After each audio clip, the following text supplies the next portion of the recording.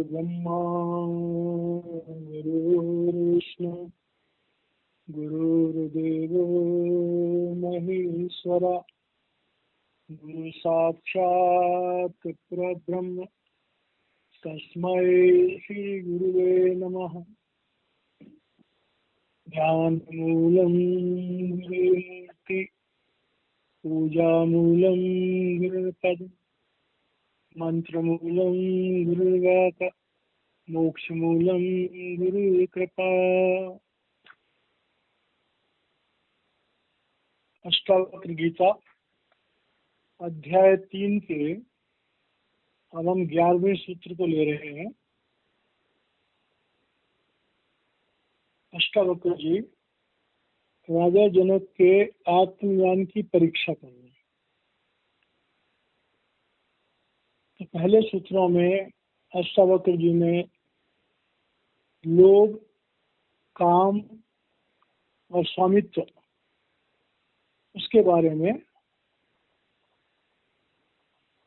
जनक को चेक किया, निरीक्षण किया कि आत्मज्ञानी का समाधि से उतरने के बाद कैसा निश्चय होना चाहिए। अब इस सूत्र में कह रहे हैं माया मात्रम इदं विश्वम पश्यन् विगत कौतुकः अपि सन्निहितो मृत्यु कथम तृष्यति धीरधि। अब इस संसार में जो सबसे बड़ी प्रॉब्लम है, इस संसार में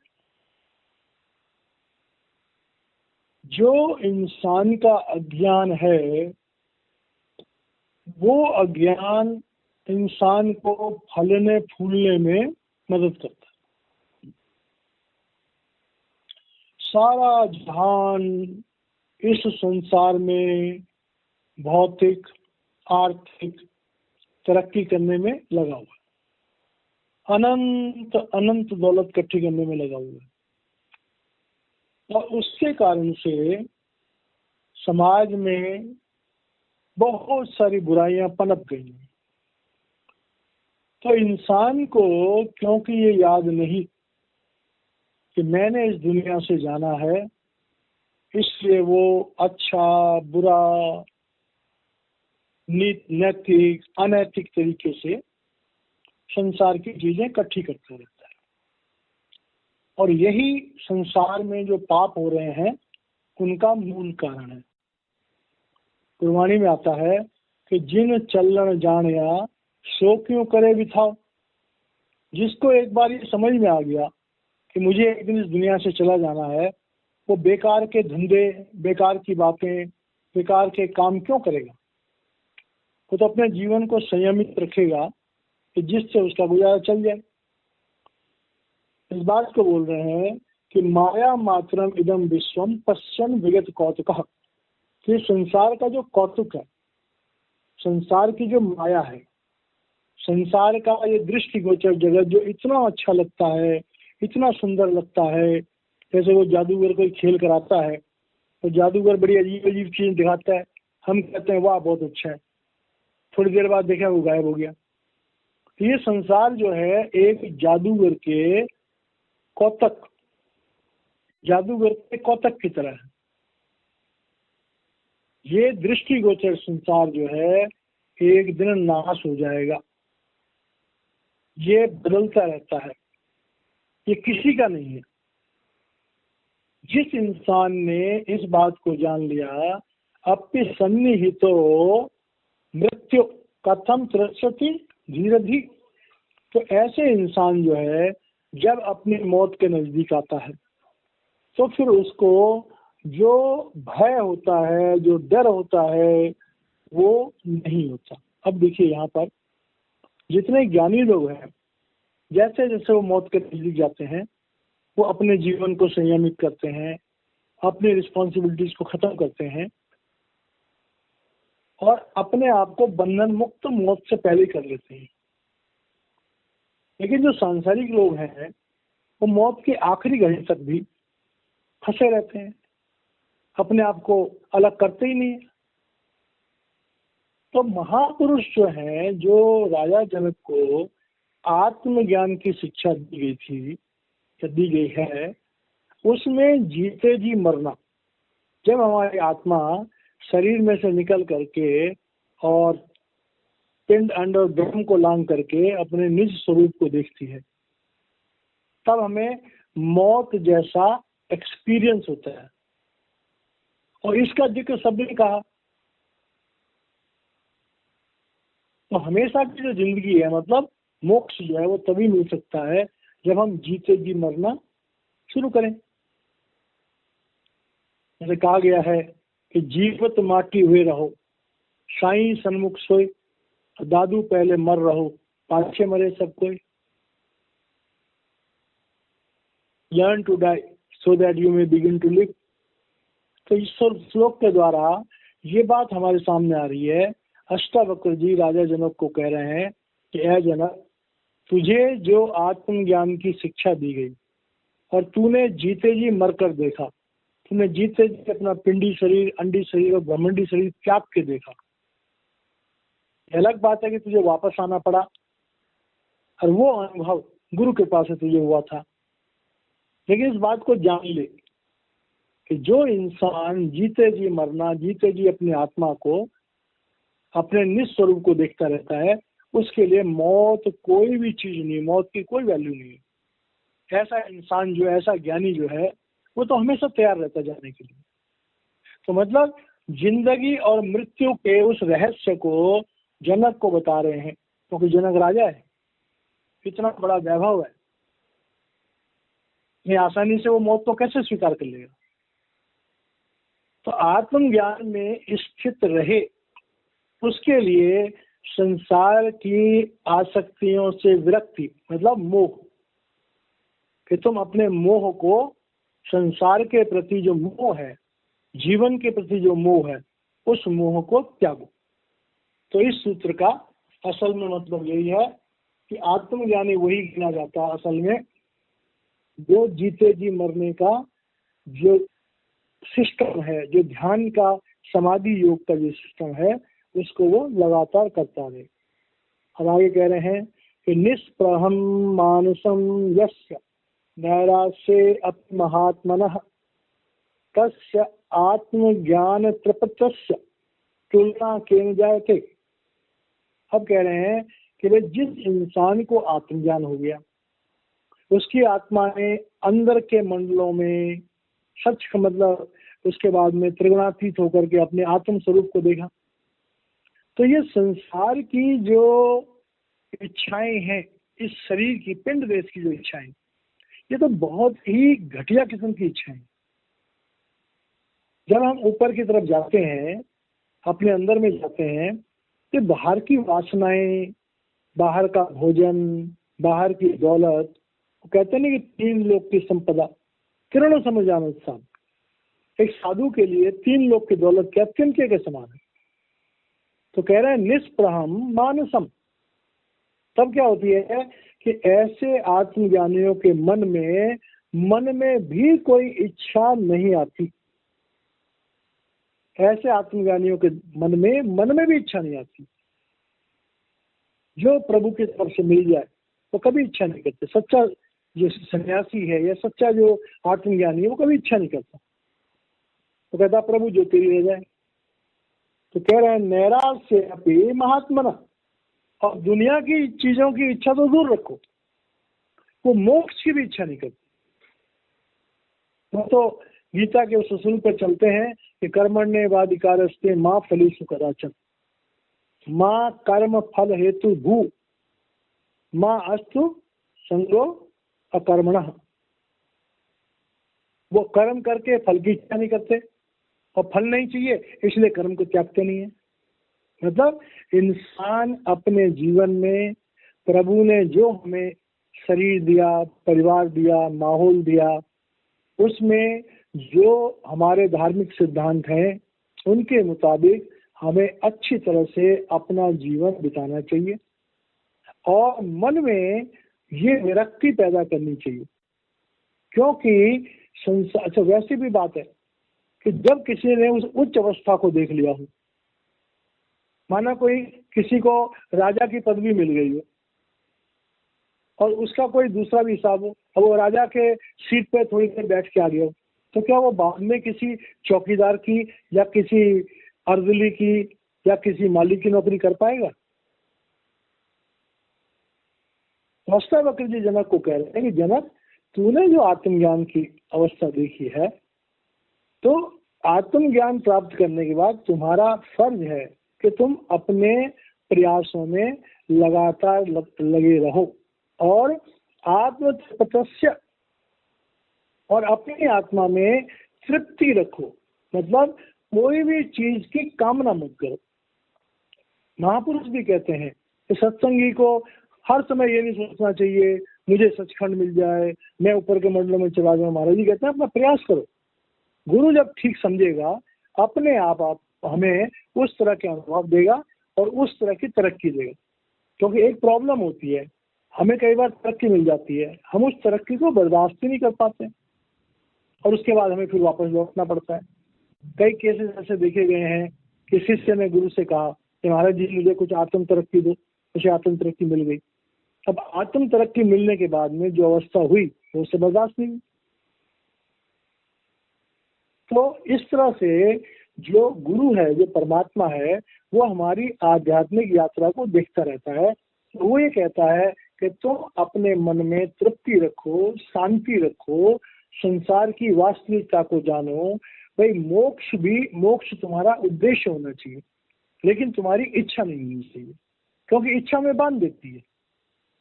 तो इस तरह से इस श्लोक में कह रहे हैं कि हमें मन से भी इच्छाओं को त्याग देना चाहिए। हम पहले अपनी इंद्रियों से इच्छा करते हैं, उसके बाद मन से इच्छा करते हैं, मन वचन और कर्म। तो संसार में जो भी हम वासनाओं में लिप्त होते हैं, शरीर से लिप्त होते हैं, अपनी वाणी से लिप्त होते हैं और मन से लिप्त होते हैं। तो मन की जो तरंगे हैं वासनाओं की, वो बड़ी खतरनाक होती हैं। अपने मन में उठने वाली वासनाओं की तरंगों को रोकना बहुत मुश्किल काम। तो जनक को ये कह रहे हैं कि तुम अपने मन में उठने वाली वासनाओं की जो तरंगे हैं उन पर काबू करो, और तुम ये मत सोचो कि आत्मज्ञान हो गया मुझे मोक्ष चाहिए। तुम अपना कर्म करो, तुम अपना कर्म करोगे तृप्त रहोगे। अब ये बात बहुत जरूरी है। जब हम इच्छाएं करते हैं तो हमारे कर्म बन जाते हैं, जब हम तृप्त रहते हैं तो हमारे कर्म कटते हैं। तो कर्म मत बनने दो। इस सूत्र का ये मतलब है कि वो जनक को कह रहे हैं कि जनक तुम अपने कर्म मत बनने दो। तो कह रहे हैं ऐसा इंसान जो तृप्त रहता है, जो प्रभु ने दिया, उसकी तुलना किसी से नहीं की जा सकती। वो एक श्रेष्ठ इंसान समझा जाता है और प्रभु के रास्ते में ऐसे इंसान की बड़ी कदर होती है। अब आगे कह रहे हैं स्वभावत एव जानानो दृश्यम एतत् न कश्चन इदम ग्राह्यम इदम त्याज्यम स किम पश्यति धीरधि। अब देखिए एक और बात कह रहे हैं कि इंसान जो है दुनिया में उसकी अपनी प्रेफरेंसेस होती हैं। जिन चीजों में उसकी आसक्ति होती है वो चीज कहता है मुझे मिल जाए, जिसमें उसकी आसक्ति नहीं होती है वो त्याग देता है। तो कह रहे हैं कि हम इस संसार में हमने दो भाग में संसार को बांट रखा है। एक वो चीजें हैं जो हमें पसंद है और एक वो चीजें हैं जो हमें पसंद नहीं है। तो जो चीजें हमें पसंद नहीं है वो भी हमारा बंधन का कारण है, वो भी हमारे अंतःकरण पर असर डालते हैं, और जो चीजें हमें पसंद है वो भी हमारे अंतःकरण पर असर डालती हैं। तो कह रहे हैं कि हम अपने अंदर में स्वभाव बना ले। एक तो हमें सोचना पड़ता है कि संसार नश्वर है, मेरा शरीर नश्वर है, जीवन अनिश्चित है, सब धोखा है, ये सोचना पड़ता है हमको। और एक होता है वो स्वभाव ही बन जाता है उसका। तो स्वभाव जो है वो असल में तीन तरह के हमारे नेचर होते हैं। एक होता है कर्म, एक होता है वचन, एक होता है मन। महापुरुष बताते हैं कि जब हमारी तवज्जो इस पिंडी शरीर में रहती है तो ये कर्म प्रधान है, हम कर्म करने के लिए वशीभूत हो जाते हैं। इससे ऊपर का जो देश है, जैसे सूक्ष्म देश कहते हैं, अंडी देश कहते हैं, अंडी मन कहते हैं, वहां पर विचारों का वेग है। इस भौतिक संसार में कर्म प्रधान है, हम कर्मों में फंस जाते हैं। जब हमारी तरक्की होती है, हम थोड़े अच्छे इंसान बन जाते हैं, तो फिर हम अपने मन की तरंगों में फंस जाते हैं। कभी ये सोचते हैं, कभी वो सोचते हैं, कभी वो सोचते हैं। जब हम और तरक्की करते हैं तब हम संकल्प में आ जाते हैं, फिर हमारे जीवन का एक उद्देश्य हो जाता है। तो स्वभाव जो है उसकी जो उत्पत्ति है, ये समझो कि वो ब्रह्म का देश हो गया। जो इंसान अपने स्वभाव का पक्का है, जो बार बार अपने स्टैंड नहीं बदलता, जो निर्णय ले सकता है, जिसका जब ये सोचता है कि मैं कोई निर्णय ले रहा हूं तो उस पर वो टिक जाता है, तो वो संकल्प शक्ति हो गई है। समझ लो उस इंसान की आत्मा ब्रह्म तक जा सकती है। तो यहां पर कह रहे हैं कि स्वभावत एव जानानो, जो स्वभाव से जान जाता है इस बात को कि दृश्यम एतत् न कश्चन, कि जो ये बाहरी संसार है, जो दृष्टिगोचर संसार है, ये वास्तव में एक धोखा है। अब देखिए हमारा शरीर है जिसे हम सबसे ज्यादा प्यार करते हैं, ये भी नाशवान है, कब हमसे छीन लिया जाएगा पता नहीं। हमारे पति पत्नी हैं, बाल बच्चे हैं, भाई बहन है, माता पिता हैं, कब हम अलग हो जाएंगे पता नहीं। उनके अपने कर्म है, हमारे अपने कर्म है। लेकिन अज्ञानता के कारण से जो आसक्ति बन जाती है वो हमें इतनी बुरी तरह बांध देती है कि हम अपने आत्मा के लेवल पर कुछ भी सोचने वाले नहीं हो सकते। तो ये जनक के लिए ये उनको एक तरह से गाइडलाइन दे रहे हैं कि तुम अपनी आत्म जागृति की तरफ चलते रहो। तुम्हें ये सोचने की जरूरत नहीं है कि मुझे क्या स्वीकार करना चाहिए और क्या त्यागना चाहिए। ये संसार जो है भगवान काल निरंजन का अखाड़ा है। वो यहाँ पर तरह तरह के कर्म करवाते हैं, तरह तरह के लोगों से तरह तरह के कर्म करवाते हैं। उनका क्या विधान है, क्या कर्मों का विधान उन्होंने बना रखा है, उसकी जानकारी आम इंसान को नहीं हो सकती। हम तो इतना जानते हैं कि 75% हमारा जीवन हमारे प्रारब्ध से नियोजित है और 25% हमें फ्री जोन है। लेकिन 25% कर्मों का फायदा वही लोग उठा पाते हैं कि जिनका विवेक जागृत होता है। नहीं तो क्या होता है, हमारे प्रारब्ध कर्मों से किसी ने हमें गाली दी, हमने उसको 20 गाली आगे से दे दी, उससे हमारे फिर कर्म बन गए। तो हमारे क्रियावान कर्म जो है, जिनके द्वारा हम प्रभु की प्राप्ति कर सकते थे, अपने आप को बंधनों से छुड़ा सकते थे, वो उल्टा हमारे और बंधन बन जाते हैं। तो कह रहे हैं कि भाई तुम तो अपने ध्यान में मस्त रहो, प्रभु की तरफ मस्त रहो। इस बात को दिल में हमेशा रखो, ये संसार हमेशा रहने की जगह नहीं है। इस संसार में न ये शरीर मेरा है, न ये राजपाट मेरा है, न ये धन दौलत मेरी है, न ये स्त्रियां मेरी हैं। तो इस बात को जब तुम समझोगे तब तुम्हारी आत्मा इस पिंडी शरीर से आगे उठने की ताकत ग्रहण करेगी। क्यों? क्योंकि राजा जनक को अष्टावक्र जी की आध्यात्मिक उनकी तवज्जो के कारण से उनको आत्मज्ञान हुआ, लेकिन उनकी अपनी सामर्थ्य तो प्रबंध के देश में जाने की नहीं है। तो अब उन्हें समझा रहे हैं कि अगर तुम वापस उस अवस्था में आना चाहते हो जो अवस्था तुमने उस समय समाधि में, आत्म जागृति में देखा, तो उसके लिए अपने जीवन का दृष्टिकोण बदलो, संसार को नश्वर समझो और संसार में किसी भी चीज से नफरत या किसी भी चीज से प्यार, इससे बचो। हमारे कह रहे हैं कि अंतः त्यक्त कषायस्य त्यक्त कषायस्य निर्द्वंद्वस्य निराशिषः यदृच्छा आगतो भोगो न दुखाय न तुष्यते। अब क्या कह रहे हैं, अंतः त्यक्त कसायस्य। अब कह रहे हैं कि हमारे मन पर करोड़ों जन्मों की वासनाओं की मैल जमी है। हमने पता नहीं कितने जन्म लिए, हमें नहीं पता। हर जन्म में जो हमारे कर्मों की मैल थी, जो कर्मों की मैल है उन्हें दोषी कहा जाता है। तो हमारे मन पर जो कर्मों की मैल जन्म जन्मों से लगी हुई थी और उससे हमारे अंदर जो है अज्ञानता उपज रही थी, तो तुम क्या करो, उस कर्मों की मैल को दूर करो। अब ये बात समझने वाली है।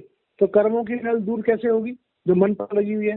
गुरबाणी में एक शब्द आता है कि भरिए हथ पैर तन देह, पानी धोते उतरस खे, मूत पलीती कापड़ होए, दे साबुन लइए वो धोए, भरिए मति पापा के संग, सो धोते नामी के रंग। कि मन के जो पाप होते हैं वो नाम के शब्द धुनी, भजन सिमरन करके जो अंदर में शब्द धुनी पैदा होती है, उससे मन के पाप धुलते हैं। तो कह रहे हैं कि जब तुम अंदर में, क्योंकि अष्टावक्र जी ने उसे जो ज्ञान दिया वो ज्योति और सुक्ति का था, सूरज शब्द योग का था। तो सूरज शब्द योग में हमें अंदर में शब्द सुनना है और अंदर में प्रकाश देखना है। तो कह रहे हैं जब तुम ऐसा करोगे तो तुम्हारा जो द्वंद्व है, द्वैत है, वो खत्म हो जाएगा और तुम किसी भी चीज में आशा नहीं रखोगे, निराश्रय। फिर परमात्मा के सिवाय कोई चीज टिकने वाली नहीं, कोई चीज हमेशा रहने वाली नहीं।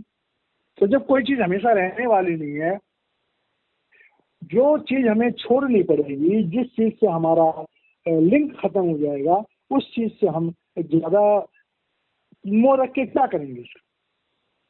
तो कह रहे हैं कि भाई अपने मन के अंदर जो दोष हैं, बाहर के दोष, हमारे कर्मों के दोष, हमारे वचनों के दोष, वो तो हमें जाहिरा दिखाई देते हैं, लेकिन मन के दोष जो हैं वो बड़े सूक्ष्म होते हैं। हमारे मन में हजारों वासनाएं होती हैं। वो वासनाएं कभी हमारी जबान पे नहीं आती, कभी हमारे कर्मों में नहीं आती, लेकिन अच्छे से अच्छे इंसान के अंदर भी कई बार वासनाएं उसके मन की तरंगों में आ जाती हैं। तो वो वासनाएं जो मन के तरंगों में है, ये बात बहुत समझने वाली है। सचमुच में अच्छा इंसान वो है जिसके मन में भी वासनाओं की तरंगे न उठती। और मन के तरंगों को कौन जानता है, कोई नहीं जानता। इसलिए इंसान उसमें बेफिक्र रहता है कि किसी को तो पता लगेगा नहीं। तो आदमी मन के द्वारा वासनाओं का की लज्जत लेने में लगा रहता है। मन ही मन, होना आना कुछ भी नहीं है, लेकिन मन ही मन उस लज्जत को देखता रहता है और उसमें आनंद उठाते रहता है। तो कह रहे हैं कि जब हमारे मन पर लगे हुए दोष हमारे प्रणव की ध्वनि सुनने से दूर हो जाएंगे, हमारा द्वंद्व दूर हो जाएगा, हम दुनिया से कोई आशा नहीं रखेंगे, तब क्या होगा, यदृच्छा आगतो भोगो। कह रहे हैं प्रारब्ध के कारण से जो भी अपने आप प्राप्त हो जाए। अब वो राजा है, राजा के पास हर तरह की दौलत है, हर तरह के भोजन है, सैकड़ों तरह के भोजन बनते हैं। तो वो कह रहे हैं यदृच्छा आगतो, जैसे एक सन्यासी होता है कि अपनी मर्जी से कोई उसे दे दे वो उसको ही ग्रहण करता है, अपनी मर्जी से सन्यासी कभी नहीं मांगता। मतलब क्या हुआ कि जब तुम प्रारब्ध कर्मों के हिसाब से जीना शुरू करोगे तो तुम्हारे प्रारब्ध कर्म खत्म हो जाएंगे और तुम्हारे नए कर्म बनेंगे नहीं। यदृच्छा आगतो भोगो, जो भोग अपने आप तुम्हारे पास आते हैं वो तुम्हारे प्रारब्ध के हैं और उन प्रारब्ध के भोगों को विवेक के साथ भोगना है। तो जीवन का एक बहुत बहुत बड़ा चैप्टर है। अब इसको हम सांसारिक तौर से लें, माना कोई भाई है वो भजन सिमरन में बहुत ज्यादा इंटरेस्टेड है, बहुत ध्यान करता है भजन सिमरन का, उसका परिवार है, अब परिवार में स्त्री भी है, बच्चे भी हैं। अब वो उनसे कोई डिमांड करते हैं, कुछ अपेक्षाएं रखते हैं। कई अपेक्षाएं ऐसी होती हैं कि जो पूरी नहीं की जा सकती। तो उस समय जो अपने आप आने वाले भोग हैं उनको हमें विवेक के साथ निपटना बहुत बड़ी प्रॉब्लम है। भक्ति के रास्ते पर जब हम गृहस्थ में रहते हुए भक्ति करते हैं तो हमें परिवार के सब लोगों के साथ मिलकर चलना होता है। तब हमारा दिल अंदर से बहुत बड़ा होना चाहिए, हमारा विवेक बहुत उच्च कोटि का होना चाहिए। नहीं तो क्या होगा, जो हमारे परिवार के बाकी लोग हैं वो तो घसीटेंगे हमें विषय विकारों में, वो तो घसीटेंगे दुनिया के लज्जतों में और हम उनसे छूटना चाहेंगे। तो उस समय में जो व्यवहार हम अपने परिवार के साथ करें वो व्यवहार बड़ा समझदारी का होना चाहिए। क्योंकि अगर हमने कभी उनके किसी अज्ञानता से नाराज होकर के व्यवहार गलत कर दिया तो एक हमारे कर्म बन गए और दूसरा वातावरण खराब हो जाएगा। तो इसीलिए गीता में आया है कि या निशा सर्वभूतानां तस्याम जागृति संयमी यस्याम जागृति भूतानि सा निशा तस्सो मुने, कि हमें अपनी साधना रात के समय करनी चाहिए। जब परिवार के सब लोग सो जाएं, एकदम घर में शांति हो जाए, हमें तब उठ करके और अपना भजन सिमरन करना चाहिए। तो इसके लिए जरूरी है कि हम रात का भोजन या तो त्याग दें, रात को भोजन न करें या बहुत कम भोजन करें। तो इस तरह से हमें अध्यात्म के रास्ते पर चलते हुए तो ये भी साथ में कह रहे हैं कि यद दृश्या आगतो भोगो न दुखाय न तुष्टते। तो कह रहे हैं कि जो भी तुम्हें प्रारब्ध से मिल जाए, जो ज्ञानी होता है उसमें न उसे कोई दुख होता है और न उसे कोई प्रसन्नता होती है। वही पहले भी जो बात आई थी कि चाहे कोई उसकी स्तुति करे और चाहे उसकी निंदा करे, तो भाई उसने कर्म भोगने, हमारे अकाउंट में जो जमा है हमें वही तो मिलेगा। तो ज्ञानी क्या कहता है कि मेरे प्रारब्ध में जो था वो मुझे मिल गया, हे प्रभु तेरा शुक्र। उसे कोई गाली देता है तो वो मुस्कुरा के कहते हैं भैया तेरा धन्यवाद। एक शब्द आता है कि जेते मारण मुखिया तिना न मारी धूम और आपन लेकर जाइए पैर तना दे छूम। बताओ, जो तुम्हें मुक्के मारे उनके पैर छूम। क्यों? कि उसने हमारे जो पिछले जन्म के कर्म थे वो हमें लौटा दिए और हम उस कर्म से मुक्त हो गए। लेकिन अगर हम उससे लड़ेंगे तो हमारे फिर कर्म बन जाएंगे, हम फिर फंस जाएंगे। तो इस तरह से जब हम इन बातों को, तो ये अष्टावक्र जी राजा जनक को बोल रहे हैं कि भाई देखो, इस तरह का तुम्हें अब अपना जीवन रखना होगा। राजा जनक, तुम राज करो, राजा की गद्दी पे बैठो, लेकिन इस राज को अपना मत समझो। कई महापुरुषों ने इस तरह से भी कहा है कि जब आत्मज्ञान दिया तो गुरु दक्षिणा में अष्टावक्र जी ने कहा कि राजन गुरु दक्षिणा दो। तो जनक ने कहा मेरे सदगुरु बोलिए। तो कह रहे हैं ये राज मुझे दे दो, तन मन और धन तीनों मेरे को दे दो। अपना तन मुझे दे दो, अपना मन मुझे दे दो, अपना धन मुझे दे दो। तो संकल्प किया कि लो महाराज, मैंने अपना तन भी दिया, मैंने अपना धन भी दिया, मैंने अपना मन भी दिया। जब उनको आत्मज्ञान हो गया तो कह राजन, मैं तुम्हारा तन भी वापस करता हूँ, मैं तुम्हारा मन भी वापस करता हूँ, मैं तुम्हारा धन भी वापस करता हूँ। अब आगे से तुम ये शरीर मेरा समझ के जियो, ये राज मेरा समझ के भोगो। तुम तो सिर्फ एक केयर टेकर की तरह हो। इसीलिए राजा जनक को विदेह भी कहा जाता है। विदेह का मतलब जो देह में नहीं है।